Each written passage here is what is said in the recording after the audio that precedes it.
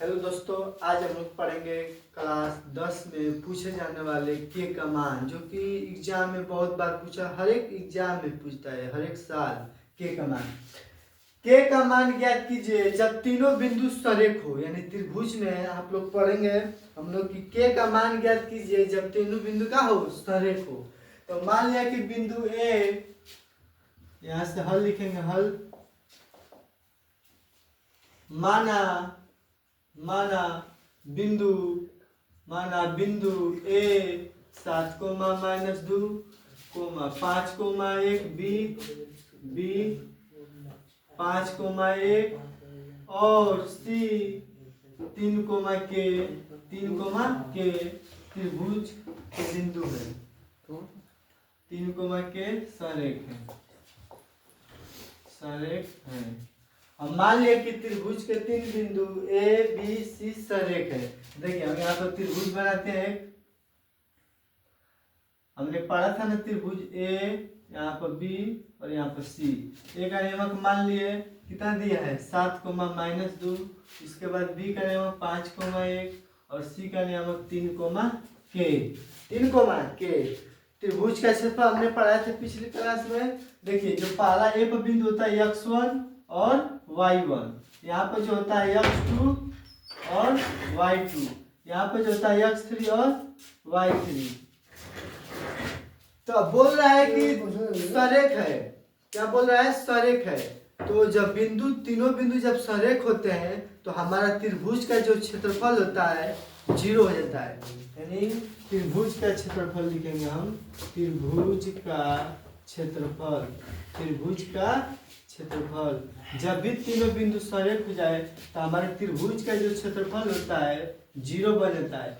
त्रिभुज का क्षेत्रफल क्या होता है? 1/2 x1 कोष्टक में y2 - y3 कोष्टक बंद प्लस x2 y3 - y1 कोष्टक बंद प्लस x3 y1 - y2 कोष्टक बंद। इसमें क्या हो जाएगा कि बराबर 0 हो जाएगा। त्रिभुज के क्षेत्रफल में बराबर क्या हो जाएगा? 0। कब होगा क्षेत्रफल 0?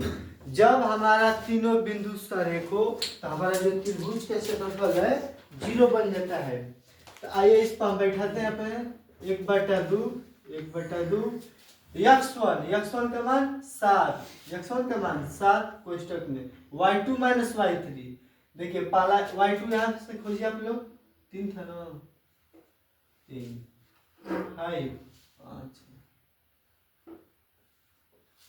y2 1 है 1 माइनस y3 का मान k कोष्टक बंद प्लस x2 का मान 5, उसके बाद y3 का मान k माइनस y1 का मान -2, ये भी माइनस और वो भी माइनस। जब माइनस टकराएगा तो क्या हो जाएगा? +2 कोष्टक बंद प्लस x3 का मान 3, उसके बाद y1 -2 माइनस y2 1 कोष्टक बंद बड़का त्रिभुज बड़का कोष्टक बराबर 0।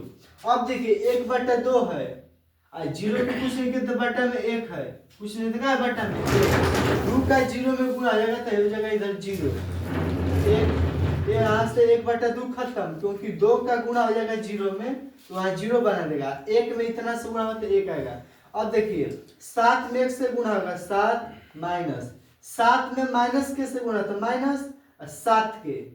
यहाँ पर हम कुछ नहीं है, दोनों के बीच में तो गुणा है, तो 7 में 1 से गुणा की 7 में के से गुणा का माइनस का 7 के प्लस 5 में के से गुणा की 5 के प्लस 5 में 2 से गुणा की 5 दूना के 10।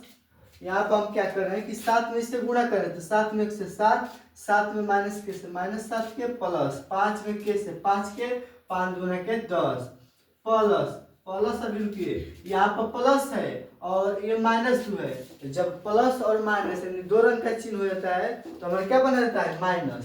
प्लस और माइनस क्या होता है? माइनस। 3 दूना के 6, फिर आ रहा है प्लस और माइनस तो फिर बना देगा -3। उसके बाद हमारा जो त्रिभुज का क्षेत्रफल 2 का गुणा हो जाएगा 0 में तो बना देगा 0। और जब भी हमारा त्रिभुज सरेख हो तो त्रिभुज के क्षेत्रफल क्या होता है? जब बिंदु तीनों सरेख हो तो त्रिभुज के क्षेत्रफल हमारा 0 बन जाता है बराबर।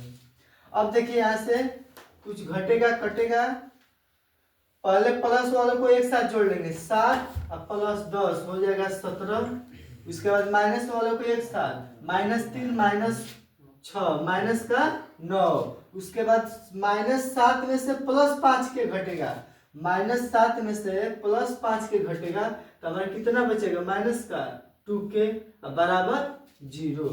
अब देखिए 17 में से 9 घटेगा, 9 8 17 यानी 8 बचेगा। अब -2 के कोष्टक हटा देंगे बराबर 0। उसके बाद ये -2 के है, उधर जाएगा तो क्या आ जाएगा प्लस के, यानी यहाँ पर या का चिन्ह देंगे, इसलिए या का चिन्ह देंगे क्योंकि बराबर के जब दोनों और लिखाने लगता है हमारा हम उसके बाद या का चिन्ह देते हैं, या का चिन्ह या -2 है इधर आ जाएगा तो क्या आ जाएगा +2। दिख रहा है कि नहीं? अगर नहीं दिख रहा होगा तो इधर से फिर से हम लिख देते हैं। ये 8 -2 के यानी 8 बराबर उधर जाएगा तो +2 के। अब 2 का पारा में 8 कितने बार होता है 4 बार में, यानी हमारा जो के का मान आएगा 4 आएगा। हमारा जो के का मान आएगा क्या आएगा 4 आएगा। फिर से सिखाते हैं, जब हमारा तीनों बिंदु सरेख हो तो जो हमारा त्रिभुज का क्षेत्रफल होता है वो बराबर 0 बन जाता है। बराबर का बनता है 0। तो त्रिभुज के क्षेत्रफल में हम तीनों बिंदु को बैठा देंगे। पहला बिंदु ए मान ले, दूसरा बिंदु बी, तीसरा बिंदु सी। तो ए बिंदु में x1 7 है, y1 -2 है। तो देखिए सूत्र होता है x1 कोष्टक में y2 -y3, y2 का मान है 1 तो 1 माइनस y3 का मान है k तो -k प्लस x2 का मान है 5 तो 5 लिख दिए। उसके बाद कोष्टक में y2 -y3, y3 -y1 तो y3 किधर है k -2 है और सूत्र में भी माइनस है तो क्या बना देगा प्लस, तो माइनस माइनस प्लस। उसके बाद x3 का मान 3, उसके बाद y1 का मान -2 फिर माइनस y2 का मान 1 बड़का कोष्टक बराबर 0। अब क्या करेंगे 1/2 है तो 2 का गुणा 0 में तो बना देगा 0। उसके बाद 7 में हम इसमें गुणा किए, उसके बाद 5 से हम इसमें गुणा किए, उसके बाद 3 से हम इसमें गुणा किए। उसके बाद क्या किए कि प्लस वाले को एक साथ माइनस वाले को एक साथ, उसके बाद के वाले को के में से घटाए। के वाला है वो अचर में है, चर में जो अंक है अचर है, जो उसमें एबीसीडी का अचर रहता है उसको चर बोलते हैं। उसके बाद 17 में से 9 गया 8, ये बचा -2 के बराबर 0। -2 के उधर जाएगा तो क्या आ जाएगा +2 के बराबर 8।